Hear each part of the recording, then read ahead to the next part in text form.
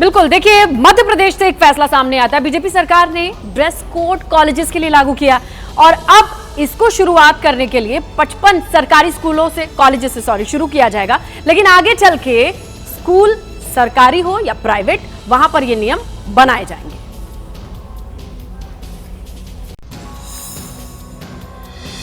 मध्य प्रदेश में 55 नए higher excellence college खोले जा रहे हैं, जिनकी शुरुआत 14 जुलाई से होगी और सरकार इन नए कॉलेज में यूनिफॉर्म कोड लागू करने जा रही है, यानी सभी स्टूडेंट एक समान ड्रेस पहनकर ही कॉलेज में एंट्री ले सकेंगे। इस पायलट प्रोजेक्ट की कामयाबी के बाद पूरे प्रदेश के निजी सरकारी सभी कॉलेज में ड्रेस कोड लागू कर दिया जाएगा। स्टूडेंट का एक वर्ग सरकार के इस फैसले के समर्थन में है। हम ड्रेस पहनेंगे उससे हमारी पहचान बनेगी, हम इस कॉलेज में अलग अलग कपड़े पहन के आते तो लगता नहीं है कि कॉलेज आ रहे हैं, तो फिर ये कोड हो जाएगा तो सब लोग एक जैसे लगने लगेंगे। यूनिफॉर्म बच्चों के जो अनुशासन को बताता है कि वो किस प्रकार कॉलेज में आ रहे हैं और वो भेदभाव को भी मिटाता है। स्कूल कॉलेज में ड्रेस कोड का विरोध एक फैशन सा बनता जा रहा है, लिहाजा एमपी भी इससे अछूता नहीं है। ड्रेस कोड पर सियासत भी छिड़ गई है। कांग्रेस ने सवाल उठाए तो बीजेपी ने पलटवार किया है। कांग्रेस मुक्त मध्य प्रदेश हुआ है, तब से वो बहुत विचलित है, सरकार उनकी गई है। वहीं नीट यूजी परीक्षा को लेकर विद्यार्थियों का इंतजार बढ़ते जा रहा है और सिर्फ तारीख पर तारीख उन्हें कोर्ट से मिल रहा है। अब सुप्रीम कोर्ट की तरफ से जो फैसला आने वाला था उसे सुरक्षित रखा गया और जो अगली तारीख है वो 18 जुलाई तय की गई है। नीट यूजी पेपर लीक में केंद्र और एनटीए के हलफनामे को सुप्रीम कोर्ट ने रिकॉर्ड में शामिल कर लिया है। एनटीए ने हलफनामे में कहा है कि टेलीग्राम वीडियो फर्जी है। ज्यादा टॉपर्स की संख्या पर कहा कि पहले ये संख्या 17 थी। फिजिक्स के गलत सवाल पर ग्रेस मार्क्स देने से 44 टॉपर्स बढ़ गए और कुल संख्या 67 हो गई। रीटेस्ट में 5 टॉपर और घटे हैं, जिससे फाइनल संख्या 61 है। गड़बड़ियों के कुल 153 केस सामने आए, जिनमें से 81 कैंडिडेट्स का रिजल्ट रोका गया। 54 कैंडिडेट्स को 3 साल के लिए परीक्षा में बैठने के लिए अयोग्य करार दिया गया है। साथ ही पटना और हजारीबाग में पेपर लीक की घटना को नकार दिया है। पेपर लीक की जांच कर रही सीबीआई ने अब तक की जांच का स्टेटस रिपोर्ट बंद लिफाफे में कोर्ट में पेश किया, जिसे कोर्ट देख रहा है। नीट यूजी के कैंडिडेट्स के एक ग्रुप ने दिल्ली में शिक्षा मंत्री धर्मेंद्र प्रधान से मुलाकात की। उन्होंने सभी को न्याय दिलाने का भरोसा दिया। देखिए, गुजरात की एक तस्वीर वायरल है जहां पर 10 पोस्ट है बस, लेकिन हजारों स्टूडेंट, कैंडिडेट कह सकते हैं, वो लाइन में लगे रहे ताकि उनकी बारी आए, वो उस ओपन वॉक इन इंटरव्यू में अपनी बारी का इंतजार करें। लेकिन जब ये इंटरव्यू खत्म हुआ, धक्का मुक्की हुई और जो वीडियो आया वो वायरल है। डिटेल्स आपके सामने।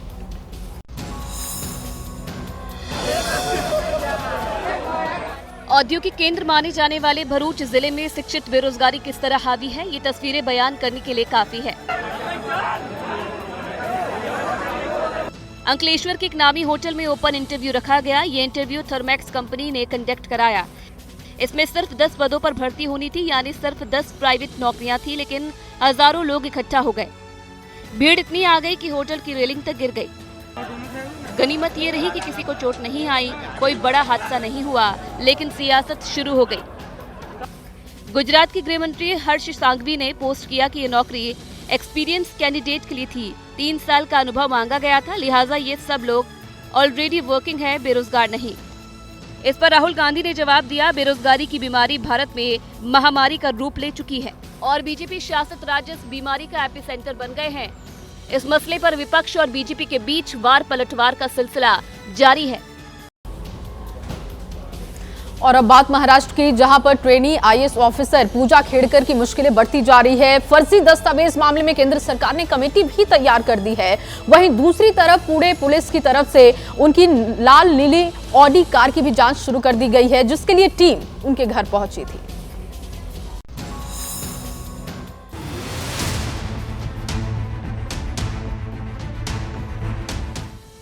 प्रोबेशन पीरियड खत्म होने से पहले ही सरकारी ठाट बाट, बंगला, गाड़ी, बड़ा सा ऑफिस और संतरी लाभ लश्कर की डिमांड करने वाली ट्रेनी आईएएस अधिकारी पूजा खेड़कर की मुश्किलें बढ़ती जा रही है।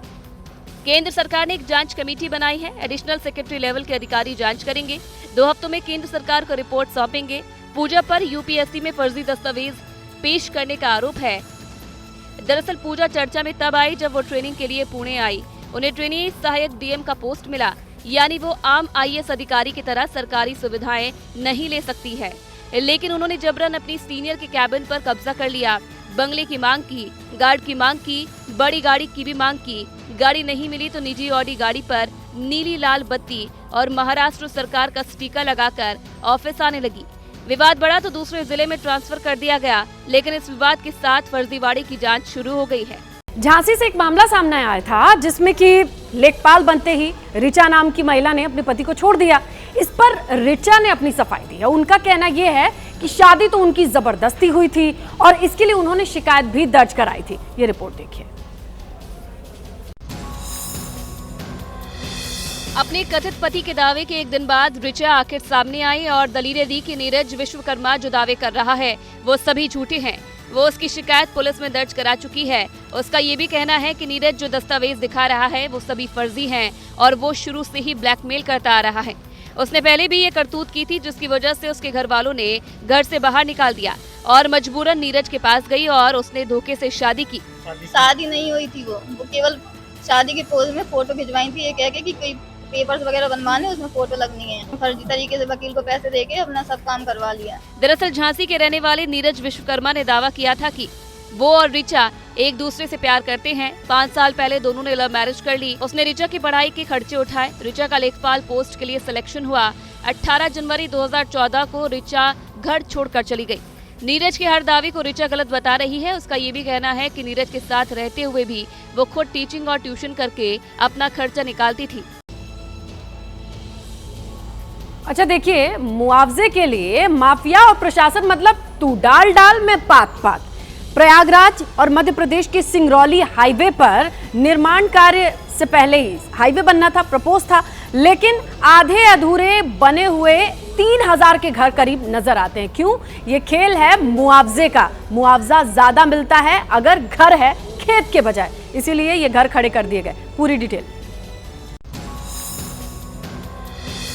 सरकारी नियमों में किस तरह सेंधमारी की जा सकती है, ये तस्वीरें बयां करने के लिए काफी है। खेती की जमीन को बड़े बड़े आवासीय भूखंड में तब्दील कर दिया गया है, लेकिन खास बात यह है कि सभी प्लॉट के मकान आधे अधूरे। और ऐसा क्यों, ये जानकर हर कोई हैरान है, क्योंकि यहाँ लैंड माफिया ने खेल और स्थानीय लोगों के साथ मिलकर वहाँ आधे अधूरे मकान बनवाने लगे, जहाँ से नया हाईवे गुजरने जा रहा है। और खेती जमीन की तुलना में आवासीय भूखंडों पर मुआवजा ज्यादा मिलता है।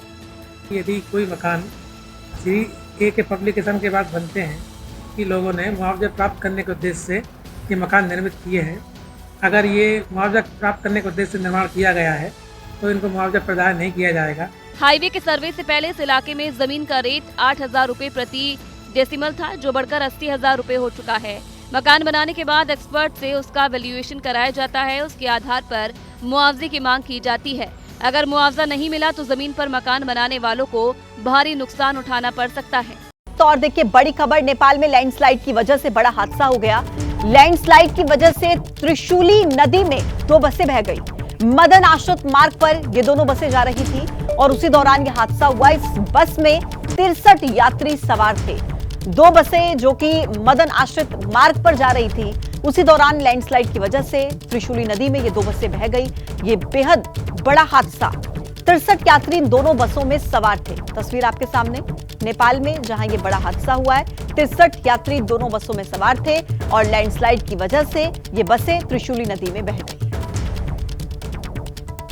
अब आपको अपने देश का हाल भी दिखा देते हैं और सबसे पहले दिल्ली की बात करेंगे। दिल्ली के बवाना में अचानक मुनर नहर के टूट जाने से जेजे कॉलोनी में भीषण जलभराव की स्थिति हो गई। यहां पर 6 ब्लॉक में 3 फीट से ज्यादा पानी भर गया, जिसकी वजह से लोगों की परेशानी बढ़ गई। पानी इतना ऊपर आ गया कि घरों में पानी घुस गया।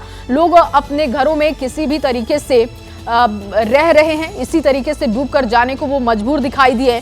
अब पानी निकालने की कवायद चल रही है, लेकिन अब तक इससे राहत नहीं मिल पाई है। तस्वीरें आप देख लीजिए, ये 4 तस्वीरें आप देख सकते हैं, जहां पर देखिए मुनर जो नहर है उसके टूटने की वजह से ये परेशानी बढ़ी है।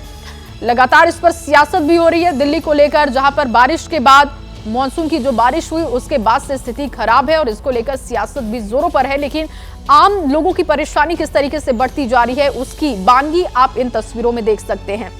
देखिए, बुधवार की रात को दिल्ली के बवाना में नहर टूटी और गुरुवार की सुबह पूरा इलाका पानी में समा गया।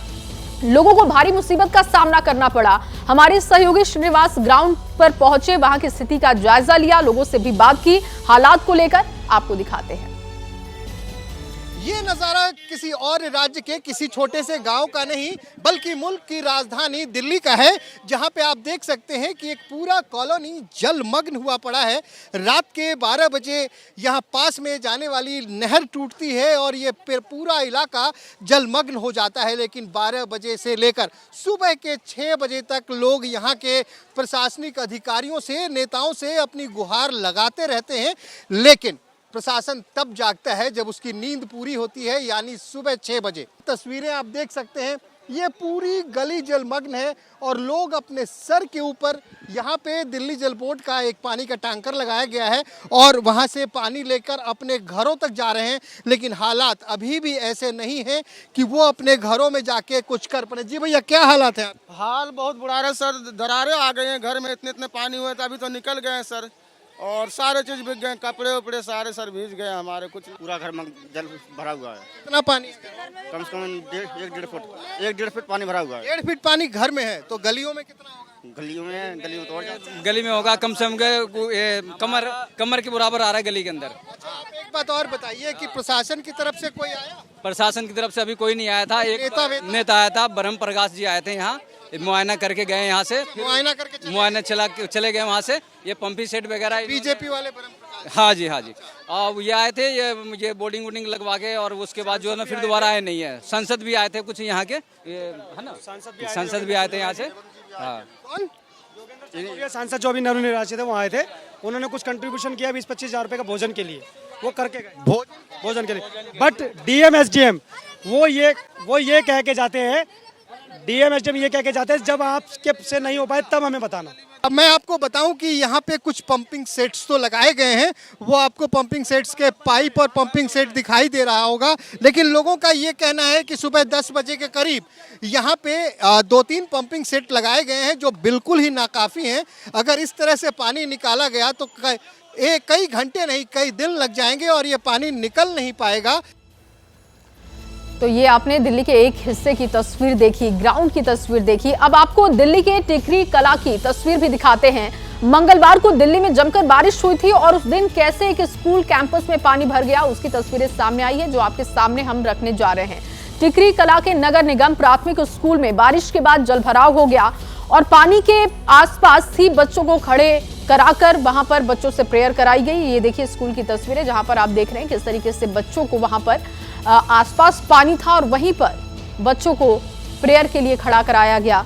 ये तस्वीर आप देख सकते हैं, लगातार बारिश हो रही है और दिल्ली में बारिश के बाद स्थिति क्या है उसकी एक और तस्वीर आपके सामने हमने रखी है। ये तस्वीर जो आप देख रहे हैं इस वक्त नगर निगम प्राथमिक स्कूल की तस्वीर है, जहां पर जल भराव के बाद हालात बेकाबू दिखाई दिए और बच्चे परेशान दिखाई दिए। और जिस स्कूल में ये बद इंतजामी दिखाई दी, वहां से हमारे सहयोगी दिव्यांकर तिवारी आपको ग्राउंड की स्थिति दिखाएंगे, उनकी रिपोर्ट देखते हैं। टिकरी कला के एनसीडी स्कूल में हमारी मौजूदगी है और मंगलवार को जब बारिश होती है दिल्ली में तेज, तो ये जो पूरा स्कूल था ये पूरी तरह से जलमग्न हो गया था। और बात करें तो बच्चों से लेकर बड़ों तक काफ़ी ज़्यादा जो परेशानी थी वो उनका सामना करना पड़ा था। और जिसके बाद अब जो पानी है उसे निकाल लिया गया है। लेकिन जो पेरेंट्स हैं उनसे हम बात कर लेते हैं कि क्या कुछ उनका कहना है, किस तरह की दिक्कतें हुई थी। जी, क्या नाम है आपका? सुमन जी। किस तरह की दिक्कतें हुई थी, क्या परेशानी हुई थी? अरे बारिश हुई थी तेजी से मंगलवार को और पानी भर गया था, कमर से इतना था खूब, और निकलने में बच्चों को दिक्कत हो रही थी।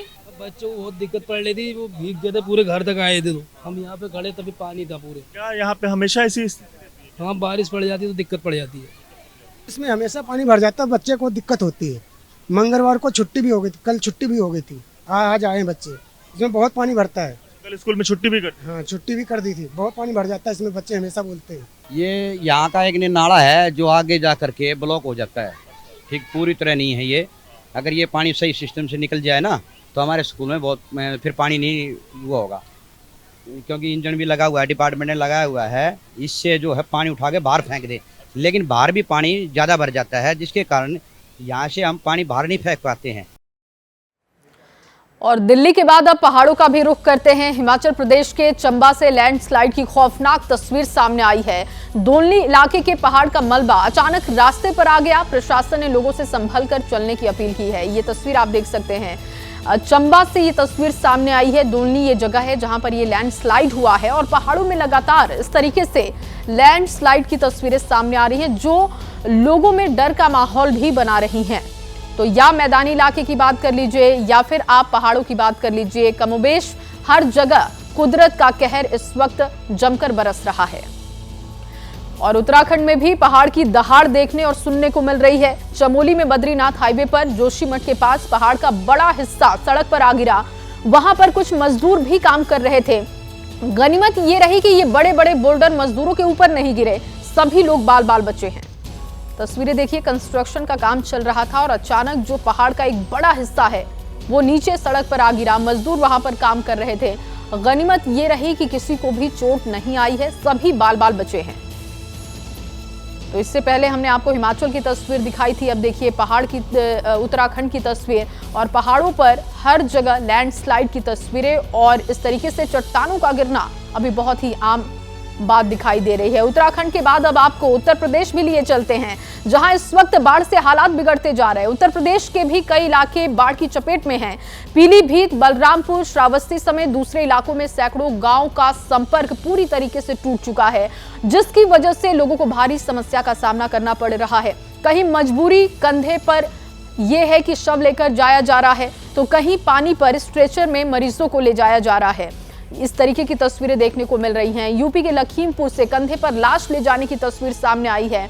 तो वहीं शाहजहांपुर की बात की जाए तो सैलाब पर स्ट्रेचर में मरीज को अस्पताल ले जाया गया। बिहार के गोपालगंज से भी तस्वीरें आई हैं जहां पर बोट पर बारात निकाली गई। यूपी की राजधानी लखनऊ में भी सैलाब का कहर दिखा, जहां गांव ही डूब गया। और खेतों की बात की जाए वहां पर किसानों को काफी नुकसान हुआ है, जो फसलें हैं वो पूरी तरीके से डूब चुकी हैं। बिहार के हाजीपुर में कोसी का रौद्र रूप दिखाई दे रहा है। निचले इलाकों को अपनी चपेट में कोसी ने ले लिया है और पहाड़ की दहाड़ भी लोगों को डरा रही है। सड़कों पर लैंडस्लाइड से हिमाचल और उत्तराखंड में लोगों को संकट का सामना करना पड़ रहा है। यानी कि प्रचंड सैलाब है, मुसीबत बेहिसाब है। और इसकी तस्वीरें हमने आपके सामने रख दी है। ये जो तस्वीरें हैं ये मैदान से लेकर पहाड़ तक की तस्वीरें हैं। सबसे पहले देखिए लखीमपुर यूपी की तस्वीर। यहाँ पर किस तरीके से कंधे पर बहन की लाश को लेकर एक भाई घर तक पहुंचा, ये तस्वीर हम आपको दिखा रहे हैं। सैलाब पर स्ट्रेचर, ये तस्वीर भी जो सामने आई है ये यूपी से आई है, जहां शाहजहांपुर की तस्वीर है, जहां पर एक परिजन को पानी के बीच से स्ट्रेचर पर लेकर परिवार वाले पहुंचे। गोपालगंज बिहार की तस्वीर देखिए, कोसी का रौद्र रूप और इसकी वजह से बोट पर बारात निकालनी पड़ी।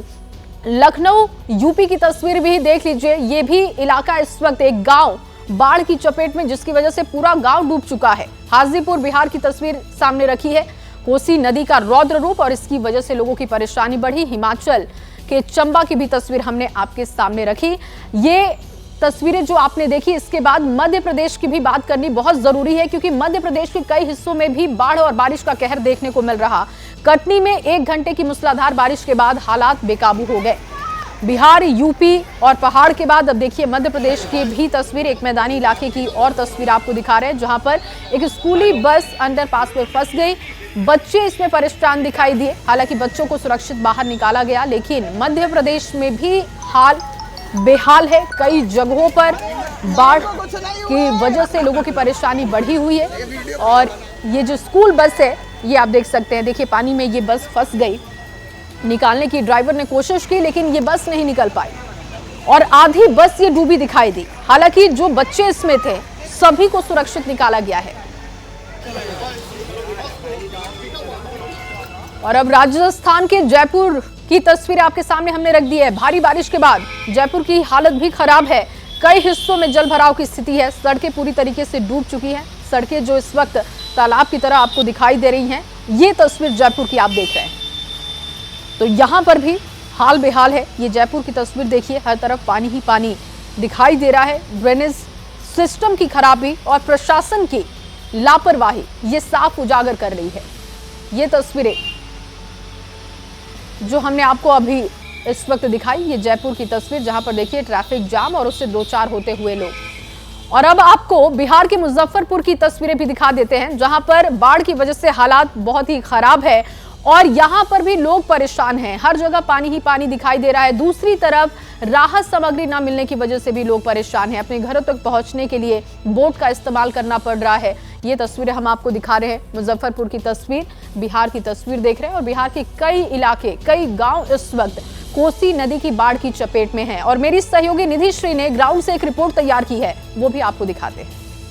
मुजफ्फरपुर के बोचहा इलाके में इस वक्त मैं मौजूद हूं और आपको मेरे सहयोगी राजेंद्र के कैमरे से चारों तरफ पानी नजर आएगा। ये बूढ़ी गंडक नदी का पानी है जो पिछले 1 महीने से इस इलाके में पहुंच चुका है और ऐसी मुसीबत है कि यहाँ लोगों को अपने घर जाने के लिए नाव का सहारा लेना पड़ता है।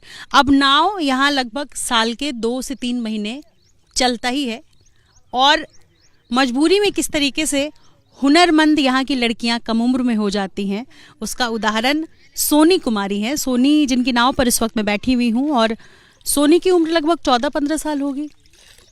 हम आप इस उम्र में स्कूल जाते हैं लेकिन सोनी नाव चलाती हैं। नाव चलाकर वो लोगों को बाहर पास के शहर तक छोड़ती हैं और फिर वापस अपने गांव जाती हैं। सोनी इस वक्त भी आप पानी निकाल रही हैं नाव से और मुझे ये बताइए स्कूल कभी गई हैं आप? ना, कभी नहीं। कभी नहीं। तो आपका गांव किस तरफ है? शर्मानी से बोचा ढाक। कितने दिन भर में कितनी बार नाव चला लेती हैं? 4-5 बार जाके ऊपर से फिर लौट के आती है, आदमी से पार उतार के फिर चलाते फिर जाते हैं। आपके आसपास की जो लड़कियां हैं इस गांव की, वो सभी आपके साथ नाव चलाना सीखती हैं? सब सीखते हैं। इन लड़कियों को दिखाइए, ये सभी आपकी दोस्त हैं? हमारे दोस्त सभी एक साथ चला रही हैं नाव? डर लगता है? नहीं। और अब आपको बिहार के गोपालगंज से आई एक तस्वीर दिखाते हैं, कैसे नाव पर बारात निकाली गई। दूल्हा समेत पूरी बारात नाव पर चढ़कर दुल्हन को लेने पहुंची। ये देखिए तस्वीरें आपके सामने हैं, क्योंकि रास्ता बंद हो चुका है, पानी की चपेट में सड़कें हैं। और यहाँ पर शादी वाले दिन की ये तस्वीर आपको हम दिखा रहे हैं, जहां पर देखिए दूल्हा अपनी दुल्हन को लेने के लिए बारात लेकर नाव पर निकल पड़ा।